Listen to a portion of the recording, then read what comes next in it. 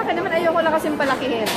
Hindi naman, para sa akin, hindi naman big deal kung iimbitahan ako, hindi. Yung parang nakakadisga na lang doon, yung manner kung paano ginagawa yung mga bagay. Kasi, kung galit sa akin, pero sana, bigyan naman ng konting respeto yung opisina. Pero, sa akin, okay naman yun. Ay, wala na din tayo magagawa. Diretso na trabaho. Ayoko nang palaki. Ma'am, umasa po ba kayo na magiging okay na sana yung relationship? Given na naimbita pa po kayo eh.